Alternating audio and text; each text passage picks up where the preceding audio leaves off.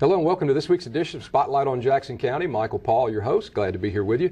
First of all, let me remind you that it's Fair Week. Hope everybody goes out and enjoys the free fair, the Jackson County Fair, right here at the across the street from the studios, the WKFK studios on Shortcut Road behind the Singing River Hospital. A lot of good stuff going on this week, and hope that you'll come and enjoy yourself. Maybe you already have. But anyway, I want to welcome this week the editor and publisher of the Mississippi Press, Gareth Clary. Michael, thanks for having me. Did I say that right? You got it. I asked you before the show. I wanted to make sure. You got it. It's different, but you got it. It's a neat name. We were actually, Tammy and I were discussing that with you. Gareth, is there any kind of background on that name? Not really. My mom got it out of a novel that she read. She was an avid reader as a young girl and saw that name in a novel, and well, it got attached to me. Well, you know, I certainly wouldn't want to hurt my mother's feelings, but when you have a name like Michael, there's a lot of them out there. You very rarely see a Gareth, and that's kind of neat. Almost like what's the country singer? Garth. Garth. I get Garth a lot. I get Gary a lot, but Garrett. But most people, seldom people get it on the first try, but normally they pick up on it pretty quick. Look, let's face it, it's not as bad as Delbert Hoseman. No, that's true. There are worse names. He's had a great time with his name, though, and in fact, I'm not so sure that didn't get him elected to the Secretary of State's office. Very, very possibly could have. So what's in a name? I guess, you never know. You never know. Look, thank you so much for joining us here on Spotlight. We've been wanting to talk to you since we found out that you were the new editor and publisher. The Mississippi Press, of course, has a long history in Jackson County. Right. Most people who have lived here any period of time understand that it started out as just a small newspaper right here, a local newspaper, and I'm not sure exactly what the first paper, but I believe it was the Chronicle Star. Chronicle Star, yes. Started out as a Chronicle Star. Can you kind of, from your personal knowledge of the newspaper, kind of bring us forward to where we are today? Well, obviously the Mississippi Press has been here a long time, and I've come on board as the editor and publisher, I guess, in mid-August, and we started the process of instituting some major changes in the paper. The Mississippi Press and the Press Register in Mobile are owned by the same company, Advanced Publications, which is one of the strongest family-owned newspaper chains in the country. So we're sister papers, 45 miles apart. Can you tell me where they're from? Where is this headquarters? Advanced Publications is headquartered in New Jersey. New Jersey, okay. Yeah, and they've got papers all over the state. They own papers in Mobile, Birmingham, Huntsville. The Times-Picayune in New Orleans is an Advanced Publication. Oh, I didn't know that. So it's a very strong. It's the Newhouse family. It's a group of brothers. It's a very strong. Like I said, it's the strongest family-owned newspaper chain in the country. So we're on very solid footing there. Part of my coming over to the Mississippi Press, I've worked at the Press Register for 25 years, and part of me moving to the Mississippi Press was to take part in the changes that we launched on October the 1st with the new Mississippi edition of the Press Register, and then changing the publication of the Mississippi Press to 4 days a week on Wednesdays, Thursdays, Fridays, and Sundays. We've combined our resources with the Press Register to bring readers of Jackson County more news and sports than they've ever received before, and we're excited about our new package. So it's now a 4-day-a-week newspaper, basically. The Mississippi Press edition is 4 days a week. Right. There's a lot of folks that I would say that I have heard little rumblings in the community that this is not good for the community. How would you address those people, and what would you tell those folks? Well, the newspaper business is changing. It's changed a lot in today's economic climate, and obviously this business had a lot to do with this decision. And we believe it's a decision that like I said, we've combined the strength of the two newspapers that are owned by the same company. And while true, the Mississippi Press is now published 4 days a week instead of 7. Our new format allows us to provide readers with more community news than they've previously received. That's the strength of the Mississippi Press was community news, covering the local school news, church news, things like that people are really interested in. And our new format allows us to give readers more of that in a more timely fashion. In our old format, we had a hometown page is one page in every edition 7 days a week, and so we were very limited in the amount of space that we devoted to community news. Now now the entire Mississippi Press, those 4 days a week, is devoted to community news. and we're allowed to get it out in a more timely fashion, whereas before we get a lot of submitted stuff and things will back up and it wasn't really published in a timely manner. Our new format allows us to get that kind of community news out in a more timely fashion. And while the hard news we have in the Mississippi edition of the Press Register 7 days a week, so you're still getting, you know, the major news of the county, of Jackson County and George County, is published 7 days a week in the Mississippi edition of the Press Register. You were telling me before, actually before the show, you were telling me that, you know, you now can use the resources of the Mobile staff, right, to help you with, I guess, hard news. Oh, absolutely. So how is that going to, you know? So I guess my question is to those people who would say, you know, well, you know, now it's nothing more than an insert. This will definitely address that. The folks that are in Mobile that are not assigned to a particular beat or whatever that can assist and help over here, there will be hard news. Oh, absolutely. On Monday and Tuesday of each week that will come from the Mobile area, and we may hear from some Mobile reporter one day may call us and ask us a question. Oh, absolutely. So it's going to be there, is what I'm saying. Absolutely. You're not losing any hard news. You're getting the same thing you've got previously in the Mississippi Press. It's just in a different format. It's in a different package. Things are located maybe a little different, but you're getting the same thing and more. And yes, part of our combining our resources, our newsroom staff at the Mississippi Press is small. We only have 4 full-time reporters, but with our partnership with the Press Register in Mobile, we have access to their newsroom, to their talented reporters and writers over there. They've all been ordered to expand their beats. Obviously, there's a lot of common issues in Mobile County and Jackson County and George County. All along the Gulf Coast, there's issues that span across the state lines, and they've expanded their coverage, and you'll be seeing bylines from Mobile reporters, and conversely, our reporters will be supplying stories from over here that are of interest over there that are published in the other 2 editions of the Press Register. What is the width and depth of the Mobile Press Register as it?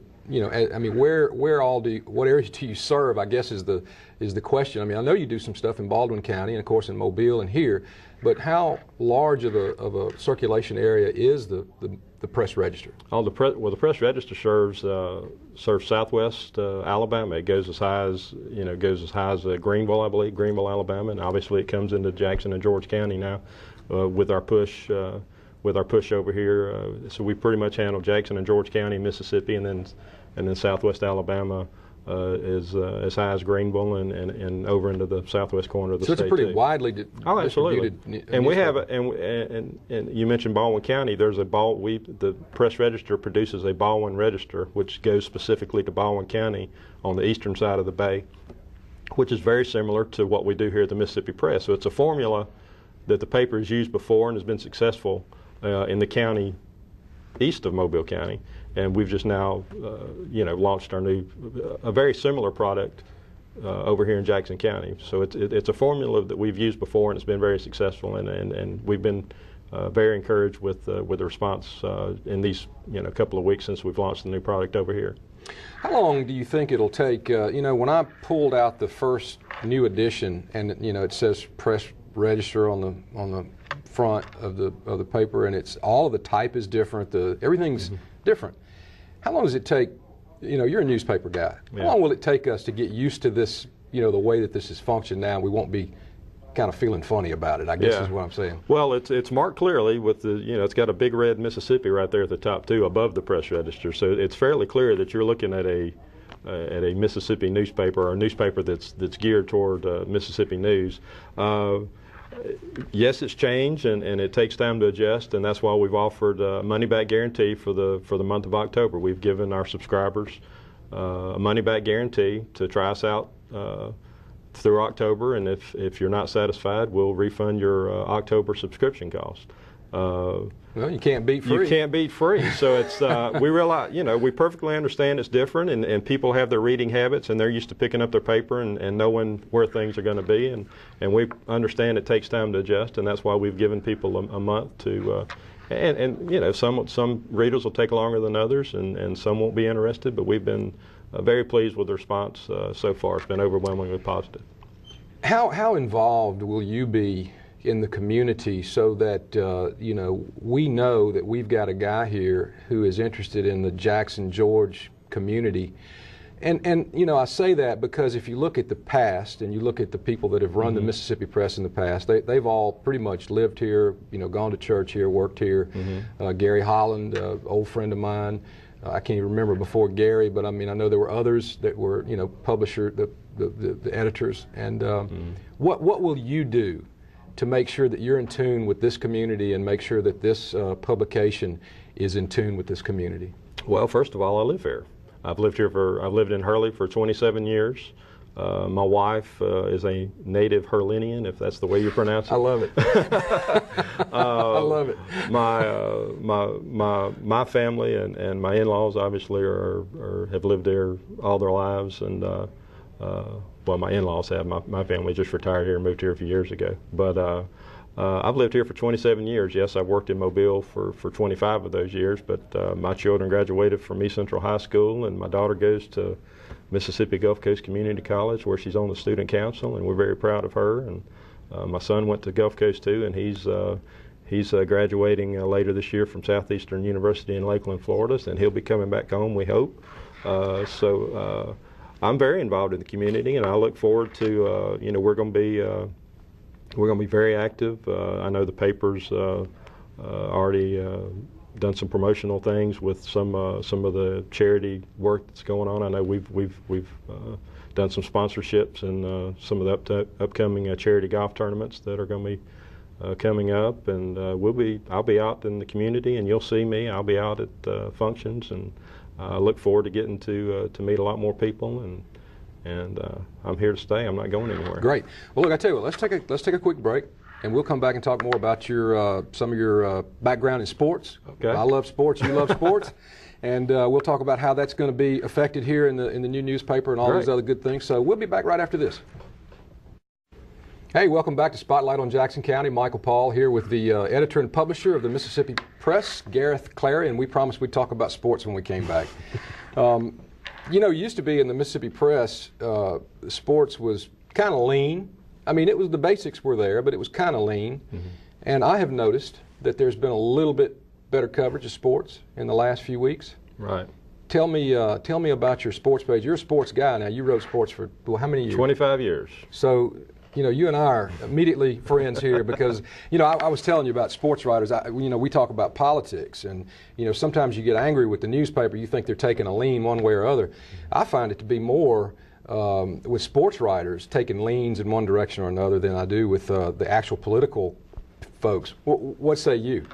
Well, you know, obviously sports is, you know, a big part of a lot of people's lives, especially on the weekends, Friday and Saturday nights. And in my sports writing career, I've always tried to be fair and accurate, and that's what I've encouraged. Come on, that's a canned, every sports writer says that. You've seen it, admit it, you've seen it. Oh, absolutely. I'm not saying you did it. No, I'm saying you've seen it. But there, you know, obviously there's a lot of outspoken sports writers. We have one that you'll read in the Press Register. Paul Feinbaum is very. He's a lightning rod for his opinions, and can I say this? There's lots of outspoken sports writers. Certainly. I want to say this. I think it's more fun to read. Absolutely. It's more fun to read the guys who get passionate about sports, and they absolutely, you know, they do let their opinions get involved in the sports column, and I think that's a good way to go. Yeah. Now, of course, you always want the straight guy. You always need the straight guy. But I think it's fun to read. Yeah. And sometimes you get mad, sometimes your face gets red and you're hot because of what they said about your team, or you know, you don't believe what they're saying is true, but it's, you know, it's fun to read anyway, and it makes for good reading. And it's important to distinguish between columns and straight. You know, obviously with columns you have a little more leeway to get your opinions out there, but and certainly, you know, people are passionate about those views, and they'll let you know about it.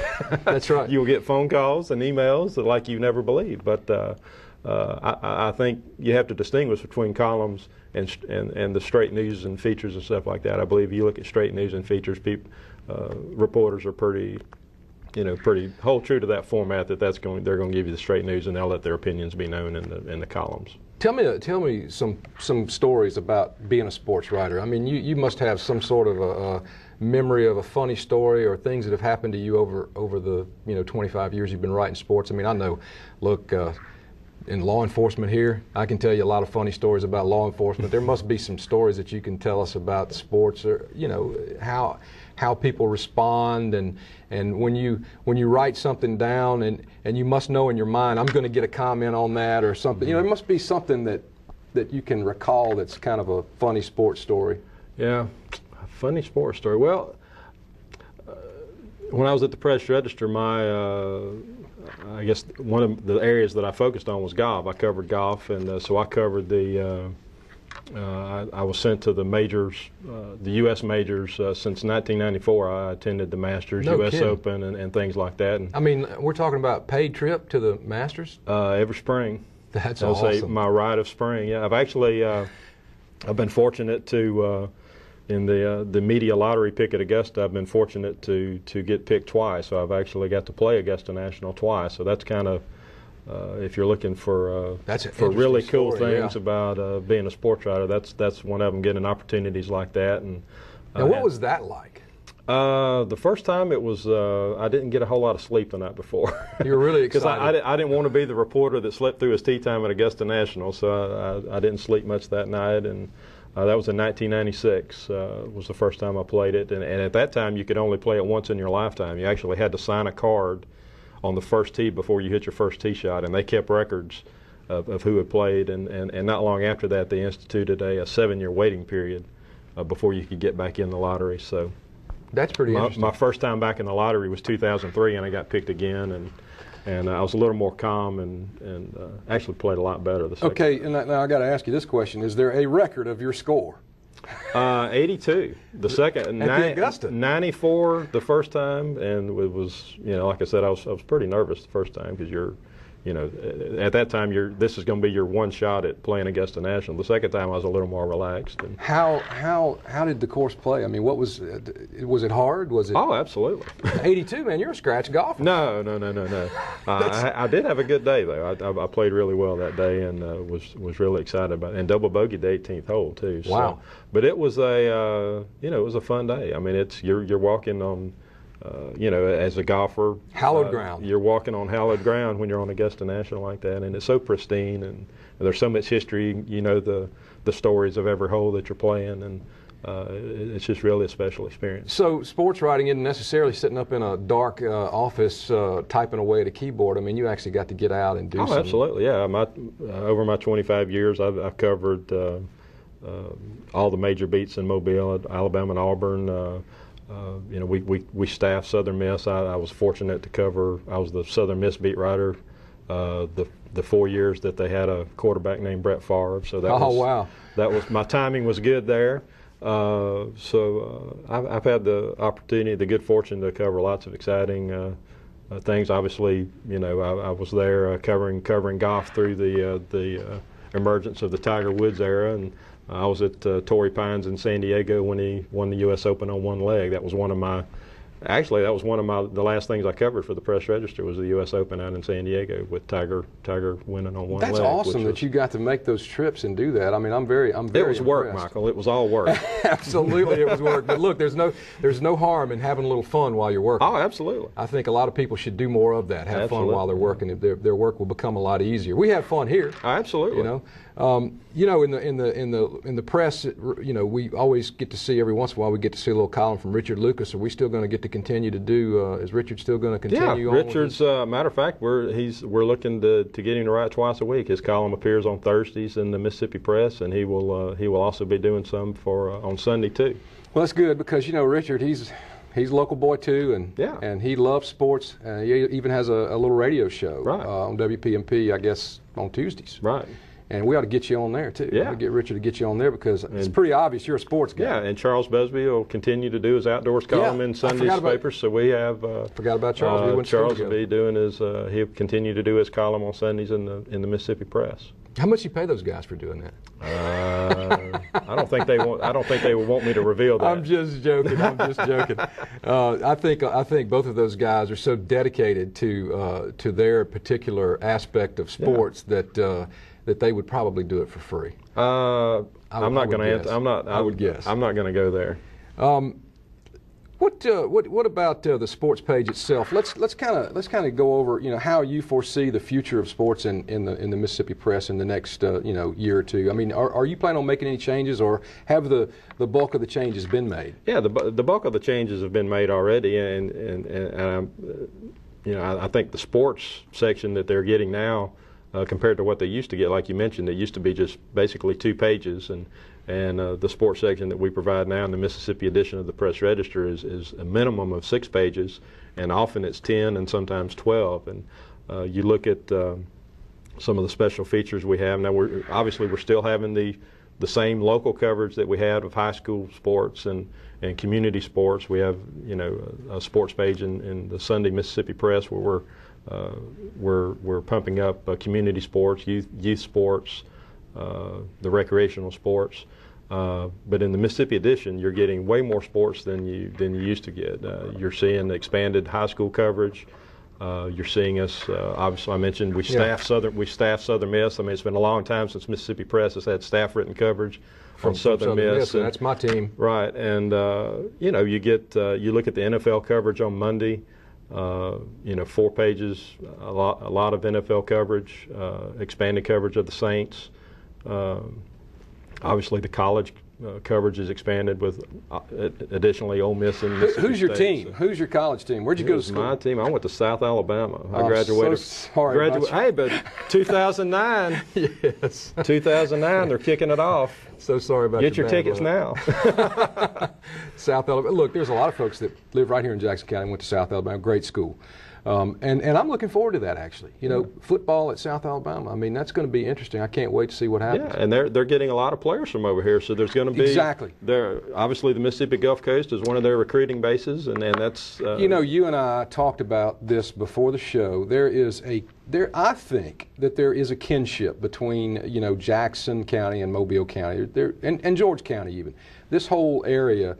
I mean, as we grew up as kids. There was a lot of times when we would go to dinner in Mobile. We would frequent the adult beverage clubs over there in Mobile. I don't know if you did. No, I did. That was not me.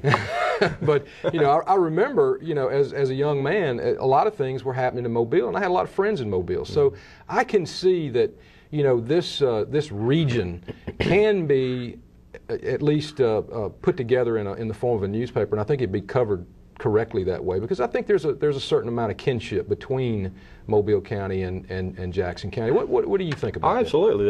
There's a lot of issues that the areas have in common. Myself being an example, I lived in Hurley and worked in Mobile for 25 years. You look at Chevron's workforce. 35% of Chevron's workforce is from Alabama. I believe 2,000 of Northrop Grumman's 12,000 workers are from Alabama. There's lots of issues. There's lots of common ground that span the state border, and obviously, particularly in the eastern part of the county, people have enjoyed getting that Alabama news. Where before they used to have to get subscribed to the Mississippi Press and the Press Register. Now they can just subscribe to the one newspaper and get all that news in one package. So it's we got about a minute left, but there's one complaint that I've heard that I wanted to bring up in this show, and that is the classifieds. Has there been any? It seems like all the classifieds are so mixed up in there that you can't really, like, if you want to get a local classified, you're like looking at stuff in Baldwin County. Is there any chance that could be more localized, or is that going to stay? Well, it's something we're looking at, and I believe online you can do some searches. But if you're a buyer, and if you had your ad placed in the Mississippi Press alone, you would hit maybe 15,000 readers.